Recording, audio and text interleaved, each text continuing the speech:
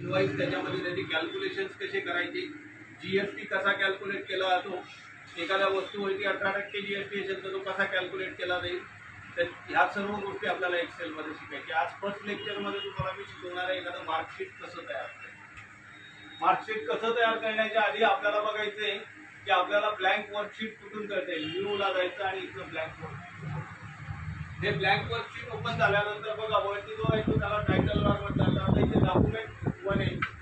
आता काय आलं इथे बुक 1. याला बुक का म्हटलेलं आहे, कारण याच्यामध्ये शीट 1, शीट 2, शीट 3 अशा मल्टिपल शीट तुम्ही इन्सर्ट करू शकता. बघा शीट 2, शीट 3 अशा मल्टिपल शीट तुम्हाला त्यामध्ये इन्सर्ट करता येतील आणि त्याच्यामध्ये लाखो रोज आणि लाखो कॉलम्स अशा प्रकारचे रोज आणि कॉलम त्याच्यामध्ये दिले. त्याच्यानंतर टॅब्स दिलेले असतात. टॅब्स तुम्ही सगळे परिचित आहे टॅब सोडून. त्याच्यामध्ये फाईल टॅब सर्व याच्यामध्ये सेम असणार आहे. फाईलमध्ये new, open, save, save as, print या सगळ्या कमांड सेम असणार आहे. त्याच्यामध्ये फक्त काय करावं लागतं, वर्डमध्ये आपल्याला डायरेक्ट पेज प्रिंट करता येतं. त्याच्यामध्ये आपल्याला काय करावं लागेल, प्रिंट एरिया सेट करावा लागेल. काय एरिया करावं लागेल, प्रिंट एरिया. म्हणजे आपल्याला जेवढा एरिया प्रिंट करायचे असेल तेवढी रेंज आपल्याला सिलेक्ट करावी लागेल. त्याला म्हणतात प्रिंट रेंज. त्याच्यानंतर एक्सपोर्ट कमांड माहिती आहे, शेअर कमांड माहिती आहे, पब्लिश कमांड माहिती आहे. त्या कमांड तुमच्या झालेल्या आहेत वर्डमध्ये आणि त्या एक्सेलमध्ये आपण इलाच्या माध्यमातून सुद्धा शिकणार आहोत. घटनांच्या स्वरूपात तुम्हाला पीडीएफ फाईल क्रिएट करा सांगितलेलं आहे, सेव्ह ॲज करा सांगितलं आहे, सेव्ह करा सांगितलं आहे. ह्या सगळ्या गोष्टी आपल्याला एक्सेलमध्ये शिकायला मिळणार आहे. बरोबर. आता याच्यामध्ये आपण इथे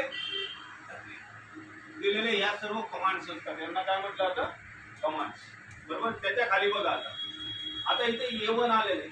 काय आलेलं आहे, A1 म्हणजे काय झाला, तो सेल ऍड्रेस झाला. आपल्या घराचा ऍड्रेस असतो की नाही, आणि तुझ्या घराला ऍड्रेस आहे ना, फॅन बदलून टाकेल तुझ्या घराचा, टेन्शन घेऊ नको. फॅन येणारे विकत तो 47 रुपये वाढणार आहे. हा A1 अशा प्रकारचा ऍड्रेस, सेल ऍड्रेस. मग हे काय असतं, सेल म्हणजे काय असतं, intersection of rose and columns. A B C D E F G H I J K काय झाले, कॉलम. त्यांना काय म्हटलं जातं, कॉलम म्हणजे उभे स्तंभ. आणि 1 2 3 4 ह्या लाईन काय म्हणतात. आणि अशा प्रकारे ह्या रोजचं आणि कॉलमचं जिथे इंटरसेक्शन होतं आणि चौकोनी बॉक्स जिथे तयार होतो त्याला सेल म्हणतात.